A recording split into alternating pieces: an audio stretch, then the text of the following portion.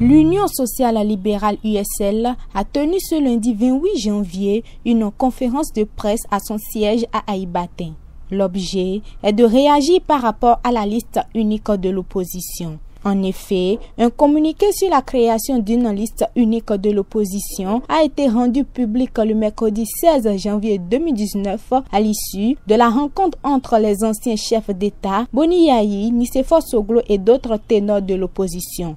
Pourtant, les journaux parus dans la semaine du 21 au 25 janvier 2019 ont mentionné un problème sur l'effectivité de la création de cette liste, car, nous renseigne-t-il, l'USL de Sébastien Adjavon pourrait faire cavalier seul. Face à cette situation, le parti rassure qu'il n'est responsable d'aucun blocage. Sur la question de la liste unique, nous avons montré patte blanche. Nous avons démontrer notre volonté, n'est-ce pas, d'aller vers la liste unique.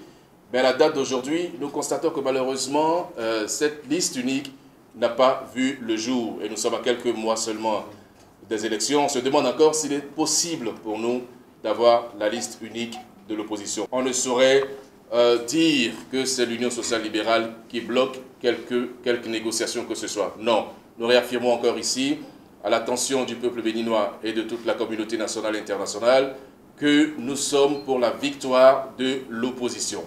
Et cette opposition a la possibilité d'être plurielle. Et ça, il est important de le marteler. Parlant de cette pluralité de l'opposition, il n'est donc pas exclu qu'elle ait plusieurs listes.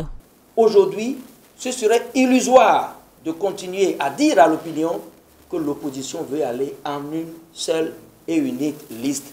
Ce serait préjudiciable pour notre représentativité à l'Assemblée et ce ne serait pas productif.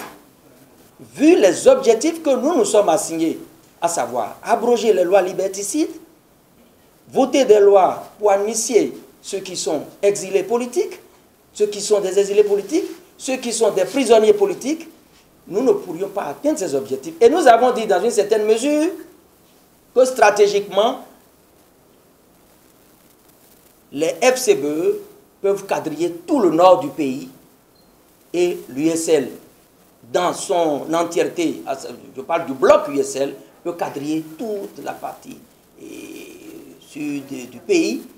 Et dans un jeu de synergie, nous aurons à l'Assemblée un nombre important de députés pour nous permettre d'atteindre ces objectifs. La question du quitus fiscal est également revenue lors de cette conférence de presse et on peut retenir le report de la date du 31 janvier 2019, date prévue pour la clôture de l'inscription en ligne par rapport à l'UFU.